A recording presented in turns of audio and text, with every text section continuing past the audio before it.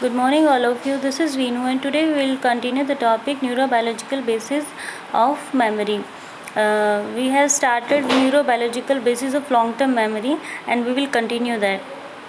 सो ऐसे काफ़ी ऐसे ठोस सबूत मिले हैं, काफ़ी स्टडीज़ हुई और रिसर्चेज़ हुई जिनके आधार पर ये पता चला कि जब मेमोरी का निर्माण होता है तो न्यूरॉन के दैहिक विशेषताओं में, यानी कि न्यूरॉन की जो कुछ फिज़िकल कैरेक्टरिस्टिक्स होती हैं उनकी दैहिक विशेषताओं में काफ़ी परिवर्तन आता है।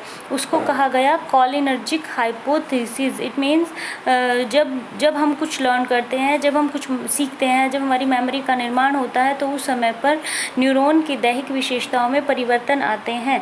उसको कोलिनर्जिक हाइपोथेसिस कहा जाता है। और इससे ये पता चलता है कि जो मेमोरी का जिस समय निर्माण होता है उस समय न्यूरॉन के कुछ भाग में, कुछ पार्ट्स में सेंसिटिविटी में वृद्धि हो जाती है। वो मोर सेंसिटिव हो जाते हैं इन्फॉर्मेशन को ग्रैब करने के लिए, उसको ग्रहण करने के लिए।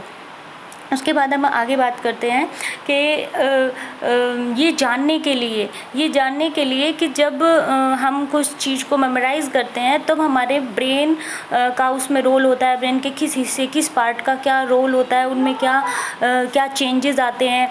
ये जानने के लिए क्या किया गया, उन्होंने कुछ साइकोलॉजिस्ट ने क्या किया, पैट स्कैन का सहारा लिया। उन्होंने पैट स्कैन किया जिसे कहा जाता है पॉजिट्रॉन एमिशन टोमोग्राफी।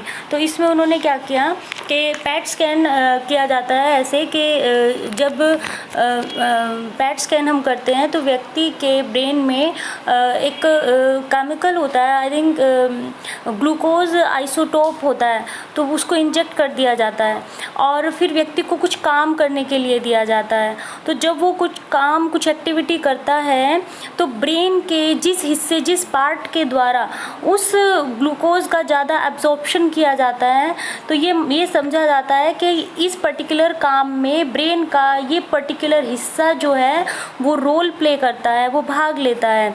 तो ये जैसे कि मान लीजिए कि आपने किसी व्यक्ति का पैट स्कैन करने के लिए उसके ब्रेन में ग्लूकोज आइसोटोप इंजेक्ट किया, उसके बाद आपने उसको कुछ रीडिंग मटेरियल दिया, कुछ पढ़ने के लिए दिया।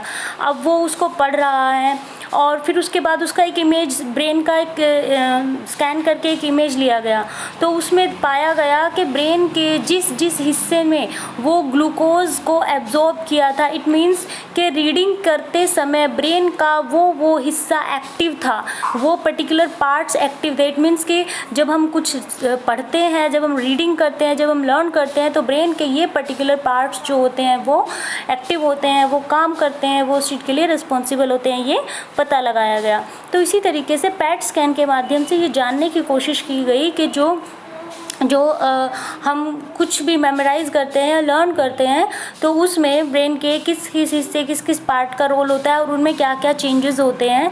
तो सबसे पहले कापुर एट ऑल ने 1994 में पैट स्कैन के माध्यम से स्टडी किया और उन्होंने पाया कि जो डीप एनकोडिंग होती है, किसी भी चीज़ को डीपली जो एनकोड किया जाता है उसका रिलेशन ब्रेन के फ्रंटल लोब से होता है। इट मीन्स ब्रेन के फ्रंटल लोब में डीप एनकोडिंग का कार्य होता है।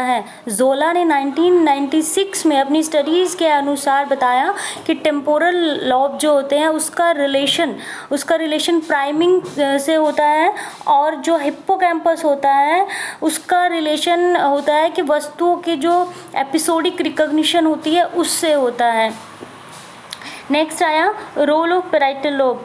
पैराइटल लोब का जो रिलेशन होता है वो वर्किंग मेमोरी के आर्टिकुलेटरी लूप से होता है। इट मीन्स वर्किंग मेमोरी में पैराइटल लोब का रोल होता है। पैराइटल लोब काम करता है वर्किंग मेमोरी के मेमोरी ट्रेसेस को सिक्योर करने में, बनाए रखने में। So this is all about